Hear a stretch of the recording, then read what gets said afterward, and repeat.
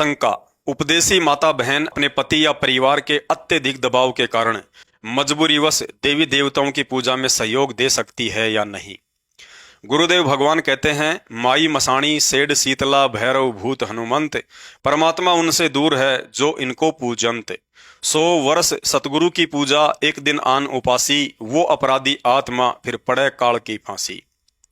सतगुरु से उपदेश प्राप्त करने के बाद आन उपासना अर्थात किसी भी देवी देवता, साधु संत महात्मा या परंपरागत पूजा पाठ में हिस्सा लेना या सहयोग करना भगत के लिए सबसे बड़ी गलती होगी। जिस प्रकार जहर को चाहे जानबूझकर खा लें या दबाव में आकर खा लें, जहर अपना असर करता ही करता है। इसी प्रकार आन उपासना को चाहे जानबूझकर करें या किसी के दबाव में आकर करें, मर्यादा खंडित होगी ही होगी। अतः भक्ति सफल करने के लिए ज्ञान आधार से संघर्ष करते हुए हर कीमत पर मर्यादा को टूटने से बचाना चाहिए। गुरुदेव भगवान ने बताया कि 3 प्रकार से मर्यादा खंडित होती है। पहला, सब कुछ पता होने के बावजूद भी जानबूझकर मर्यादा तोड़ना, जिसकी सजा कमजोर संस्कार आने पर भगत को अवश्य भुगतनी पड़ती है। उस समय सतगुरु अपनी तरफ से कोई भी सहायता भगत की नहीं करता है। जैसा भी उसका संस्कार है वैसा ही सुख या दुख भोगना ही पड़ता है। दूसरा, अनजाने या धोखे से मर्यादा का टूटना, जिसकी सजा भगत को नहीं भुगतनी पड़ती है, परंतु गलती का पता चलते ही तुरंत गुरुदेव भगवान से क्षमा याचना अवश्य करनी चाहिए।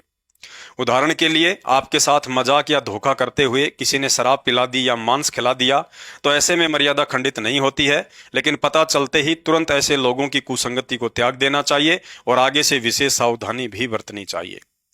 तीसरा, मजबूरी या दबाव में आकर मर्यादा तोड़ना। गुरुदेव भगवान ने बताया, यदि आपकी इच्छा के विरुद्ध दबाव डालकर कोई भक्ति विरुद्ध कर्म करवाया जाता है तो उसकी भी सजा मिलती है, लेकिन दबाव या मजबूरी वाली स्थिति में तोड़ी गई मर्यादा की सजा कुछ हल्की हो जाती है, परंतु भगत की यह कमजोरी भी सतगुरु को दुखी करती है।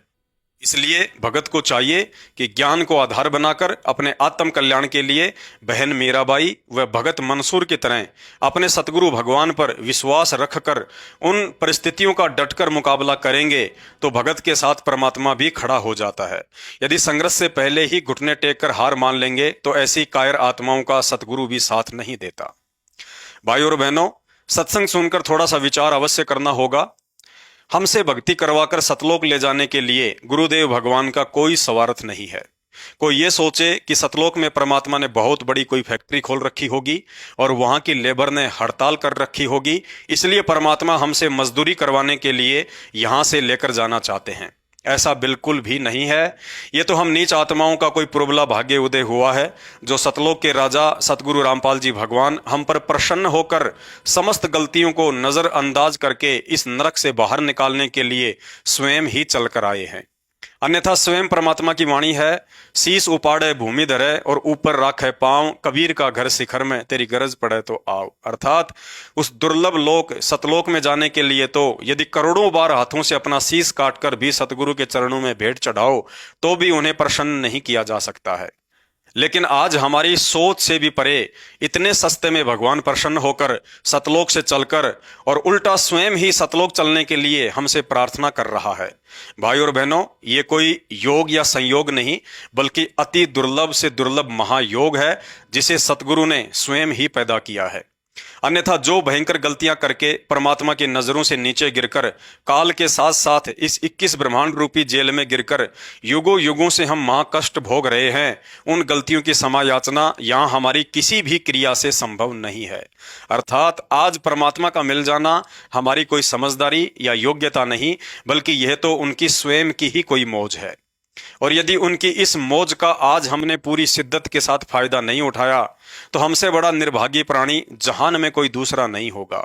फिर तो महावीर स्वामी की तरह करोड़ों करोड़ों जन्म गधे, कुत्ते, सुअर, बिल्ली, हाथी और फिर नरक महानरक का कष्ट अलग, अर्थात एक बार 84 में जाने के बाद ना तो हम किसी की बात समझने के लायक रहेंगे और ना ही कोई समझाने के लायक होगा। परमात्मा कहते हैं, समझा है तो सिर धर पांव, बहुर नहीं रे ऐसा दाव। तोड़ डालो सारे बंधन, काहे की मजबूरी और काहे का दबाव।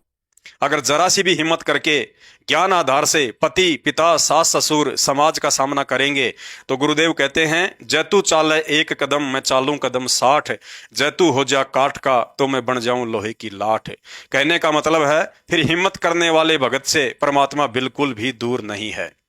ज्यादा से ज्यादा काल हमें माता पिता पति या सास ससुर के माध्यम से डराएगा कि हमारी बात नहीं मानी और ये भक्ति नहीं छोड़ी तो जायदाद में हिस्सा नहीं मिलेगा, मकान में हिस्सा नहीं मिलेगा, जा निकल जा मेरे घर से, देखता हूं तेरा बाबा रामपाल क्या करता है तेरे लिए। अगर उस परीक्षा के समय में दृढ़ होकर भगत या भगतमती उन काल प्रेरित लोगों से हार नहीं मानता है और यही कहता है कि भाई घर छूटो या जग रूठो, चाहे रूठो ये संसारा हो, कौन सुनेगा फिर मेरी काल नगर में जब गुरु रूठ गया मेरा हो। फिर देखना बाबा रामपाल के कमाल, अपनी ऐसी दृढ़ आत्माओं की वो ऐसी व्यवस्था कर देगा कि यहाँ का राजा भी अपने रिश्तेदार की नहीं कर सकता। गुरुदेव कहते हैं, कबीर कहे मेरे भगत को दुख ना दीजियो कोई, मेरा भगत दुखी तो मैं दुखी, मेरा आपा भी दुखी होए। हम ही हिरणाकुश का पेट फाड़ा, हम ही मारा कंस, जय कोई सतावे मेरे भगत को तो उसका खोद्यूं वंश। भाई और बहनों, परमात्मा आज भी वही है, उतना ही समर्थ और शक्तिशाली है जितना कि सतयुग त्रेता और द्वापर में था। भगवान तो इंतजार कर रहा है कि मैं फिर से वही सब लीलाएं करूं, लेकिन उन सब लीलाओं को दोहराने के लिए आज भगवान को प्रहलाद जैसा दृढ़ विश्वासी कोई भगत नहीं मिल रहा है। उन सब लीलाओं को दोहराने के लिए भगवान को मीराबाई जैसा संघर्ष करने वाली कोई बहन बेटी दिखाई नहीं दे रही है। उन सब लीलाओं को दोहराने के लिए भगवान को नरसी और इब्राहिम सुल्तान जैसा कोई त्यागी और वैरागी भगत दिखाई नहीं दे रहा है। उन सभी लीलाओं को दोहराने के लिए भगवान को सम्मन और मंसूर जैसा सतगुरु पर कुर्बान हो जाने वाला भगत दिखाई नहीं दे रहा है। भाई और बहनों, अभी मौका है मर्यादाओं में रहकर भक्ति करते हुए अपने सतगुरु के चरणों में विशेष जगह और उनके हृदय रूपी प्रेम समुद्र में जी भर भर कर गोते खाने के लिए।